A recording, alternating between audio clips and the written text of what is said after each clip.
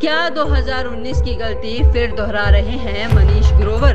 BJP के रोहतक से उम्मीदवार मनीष ग्रोवर 2024 के विधानसभा चुनाव में फिर से 2019 की तरह 2016 की हिंसा को मुद्दा बना रहे हैं, न कि विकास को। 2016 की हिंसा की जांच के लिए खट्टर सरकार ने प्रकाश सिंह कमेटी का गठन किया था, लेकिन आज तक उसकी रिपोर्ट सार्वजनिक नहीं की गई। दोषियों को सजा दिलाने का तो सवाल ही नहीं उठता। अब चुनाव के वक्त मनीष ग्रोवर फिर से उसी हिंसा को लेकर जनता से समर्थन मांगने की कोशिश में है।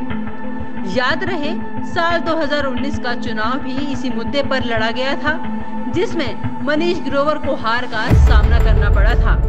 हाल ही में एक जनसभा में बीजेपी के राष्ट्रीय अध्यक्ष जेपी नड्डा ने मनीष ग्रोवर के समर्थन में क्या कहा, सुनिए। आप बताइए, यही रोहतक जला था कि नहीं जला था? जलाने वाले यही थे कि नहीं थे? इन्होंने समाज को बांटा था कि नहीं बांटा था? खंडित किया था कि नहीं किया था?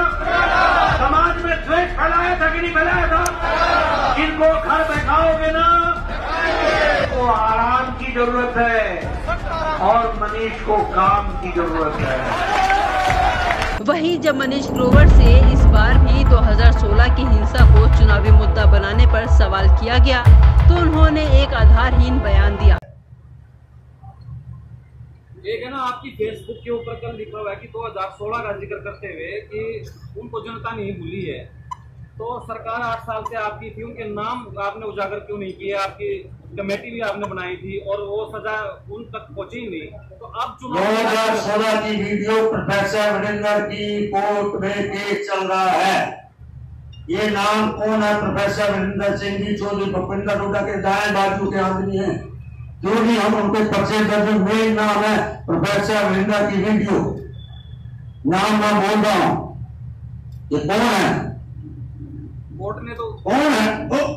सजा मिले ना मिले वो सवाल, उनके खिलाफ पर्चा दर्ज हुआ कि नहीं हुआ?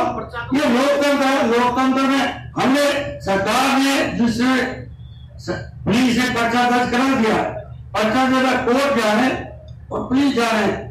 वीडियो किसकी थी? प्रोफेसर वरिंदर की। मैं आज भी कह रहा हूँ, रोहतक को तू जलाया, रोहतक की जनता जानना चाहती है, तू जलाया।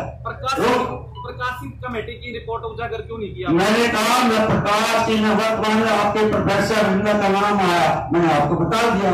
प्रोफेसर वरिंदर कौन है?